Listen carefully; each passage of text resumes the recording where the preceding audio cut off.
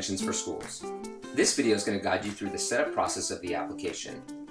Starting on the left-hand side of the page, you'll have access to all of the other modules that you own, and you'll be able to access them here. At the bottom left-hand corner, you can click on your name and that will allow you to log out as well as change some of your personal preferences. Only Super Admin will be able to see the System Settings link. Clicking on it will take you to the System Values page. Here in the System Values page, you can start by setting the global values, which will apply to the entire platform. So for example, things like time zone can be set here. The Interventions tab has a few additional values that you need to take a look at. For example, you can set whether you have overlapping bell schedules and turn that on here. There are a few other settings that you'll want to look at, so make sure you read the descriptions to find out how they'll affect your platform. Clicking on the users will give you a list of all of your user accounts. If you click on Add Staff, you can create a new user. Fill out the basic information such as name, email, and password, and then set the program that you want to give them access to. There are different levels of access to each program that you'll find here on the right. Before you click OK, click on the User Settings tab. If you're using a thermal printer, you can turn that on here. Be sure that you use the exact name of the printer that you put in this box. You can also download the driver here as well that will need to be installed when using a thermal printer.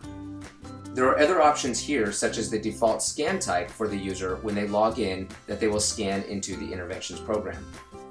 To get back from the Interventions module from the main System Settings screen, you'll see here on the left-hand nav you can click on Interventions to go to the home page. The rest of the video here is going to focus on the configure options as well as uploading students. Note, we're in the process of moving some of the core functionality here under the configure option over to the system settings, so if you don't see it at the time of the video, please look under system settings. The first option here is to upload your school logo. Just click on the upload button, locate your image, and upload your file. The next tab, you'll see your bell schedules. First, click on schedules so you can create your different schedule types. So here you can see a few examples of regular bell schedule, late start, early release. And once you create these schedule types, then we're going to go ahead and add the actual times of the bell schedules. First, choose the schedule type that you want to add, and then click on the Add Period, where you can give it a period name or a number, along with the start and end time for each specific period. Next is the Interventions tab, where you'll set up your scan types and consequence table. The scan types will be things like tardy, dress code, or even a list of different types of admin detentions. You can use the default ones here, or you can create your own by clicking Add Scan Type. When you see the sequence box, that is the order that they'll show up in, so you can put a number 1, 2, 3, 4, 5, depending on which one you want showing up first on your list. If you don't want a scan type to show, just click the Edit button and make it inactive. After you create your scan types, now you want to set up your consequence table for each. First, select the scan type and then click Add Consequence. For the number of infractions, each consequence must start with number 1, even if it's just a warning. When a student gets scanned in the first time, they'll receive the first consequence. For each consequence, you can give it a label, description, directions or instructions that will be printed on the pass.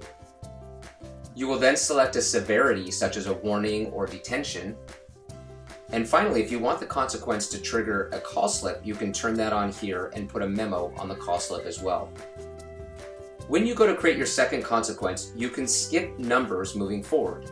So let's say the student will receive a warning for the first 3 scans. Then, when they get the 4th scan, you're going to assign them a detention.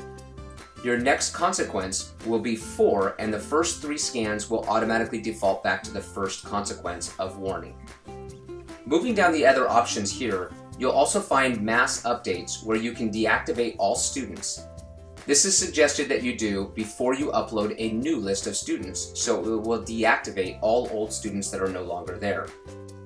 When you go to upload new students, it will take all of the inactive students and mark them active, and they will not lose any historical data. The other important thing here is the mass updates for infractions. You will use this option to clear out all infractions at the end of a term or a year when you want to start fresh. You can close out one individual infraction type, or you can click the close out all and it will cancel all infractions for those students at that time. Clicking on the users and system values table will take you back to the system settings that we showed you earlier in the video. This is just a shortcut to access those.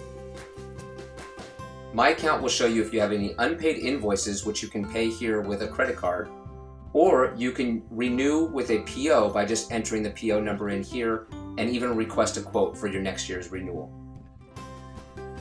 The last part of this video, we're going to cover uploading students. This is a fairly easy process. You just need a file with students' first name, last name, ID number, and grade level. You can also upload the last period location if you're using call slips and you want to make it easy to track down where the student call slips are to be delivered. Once you've located your file, be sure to align the fields in the drop-down menus here on the right. Users sometimes forget this step and end up using student ID as the first name and vice versa, and the system won't work properly. Finally, if you want to upload student pictures, just click the Add File button, select the first picture in the list, hold the Shift key down, and select the last picture in your list.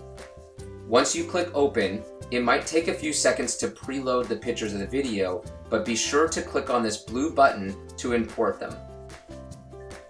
Your pictures need to be in the format of student ID number as the file name and JPEG.jpg as the file type.